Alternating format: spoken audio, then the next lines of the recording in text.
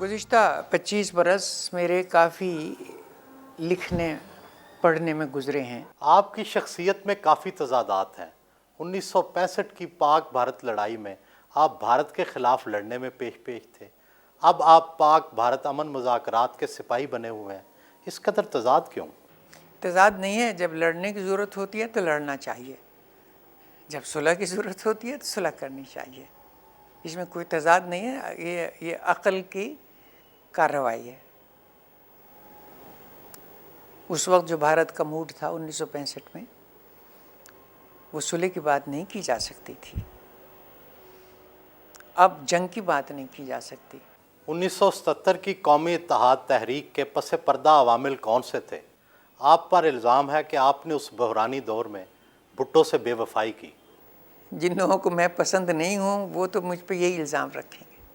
آئی salute ہم۔ ری action تھا ذوالفقار علی بھٹو کا۔ اب آپ جو جی چاہے کہیں۔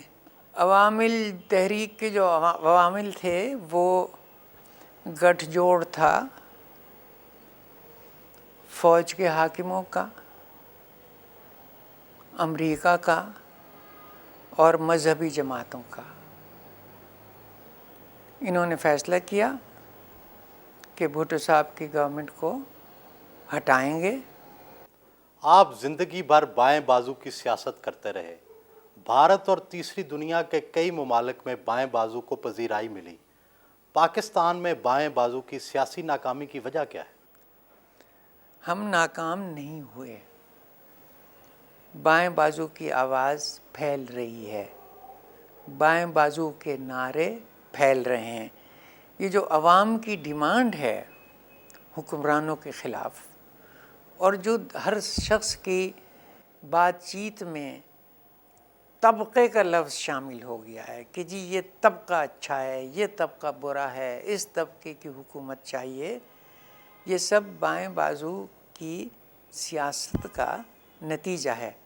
عوام میں جو پیدا ہو رہی ہے بیداری، وہ بائیں بازو کی وجہ سے ہے۔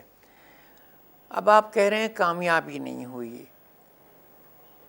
درست ہے کہ ابھی بائیں بازو کی حکومتیں آنی شروع نہیں ہوئیں۔ اس کی وجہ صرف یہ ہے کہ دائیں بازو مضبوط ہے۔ دائیں بازو نہ صرف ان ملکوں میں مضبوط ہے، بلکہ ان ملکوں کے حکمرانوں نے جو دائیں بازو کا دیوتا ہے، جو گرو ہے، اس سے رشتے جوڑ رکھے ہیں۔ تو ہمیں جو دبانے والے ہیں وہ محض ہماری یہاں کی حکومت نہیں ہے، ہمیں تو عالمی سامراج دبا رہا ہے، لیکن ہم دیکھ رہے ہیں کہ عالمی سامراج کمزور ہوتا جا رہا ہے۔ آپ ہمیشہ امریکہ کو استعمار کہہ کر مورد الزام ٹھہراتے رہے ہیں، لیکن اب ایسا لگتا ہے کہ امریکہ اور بائیں بازو کا لبرل ایجنڈے پر اتفاق ہو گیا ہے۔ میرا خیال ہے کہ جو بائیں بازو کا جو حصہ بھی امریکہ سے اتفاق کرے، امریکی حکومت سے اتفاق کرے، وہ تو بائیں بازو کا ہے ہی نہیں۔ امریکہ کو تو لبرلزم نہیں کہنا چاہیے، امریکہ تو کنزرویٹزم کا بھی اب ایکسٹریم ہے، اس کو تو کسی صورت میں لبرل نہیں کہا جا سکتا۔ آپ بہت سالوں تک سیاسی طور پر خاموش رہے، اس کے بعد آپ نے شہید بھٹو گروپ جوائن کیا، لیکن شہید بھٹو گروپ کو وہ عوامی قبولیت نہ مل سکی۔ کیا آپ سمجھتے ہیں کہ آپ کا یہ فیصلہ درست ہے؟ میں غیر متحرک تو کبھی نہیں رہا، لکھتا رہا ہوں ہمیشہ، سیاسی پارٹیوں کے ساتھ کام نہیں کیا۔ کس پارٹی کے ساتھ کام کرتا؟ بے نظیر کے ساتھ کام نہیں کر سکتا تھا، نواز شریف کے ساتھ کام نہیں کر سکتا تھا، اور کوئی ایسی سیاسی پارٹی نظر نہیں آتی تھی کہ جس سے اتفاق ہو اور میں کام کر سکوں۔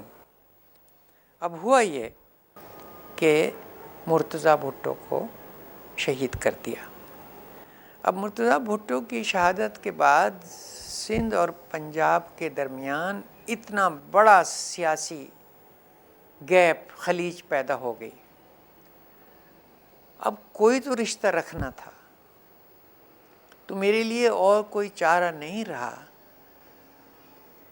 ماں سوائے اس کے کہ سندھ کی سیاسی پارٹی سے पंजाब का कोई सियासी रिश्ता कायम किया जाए।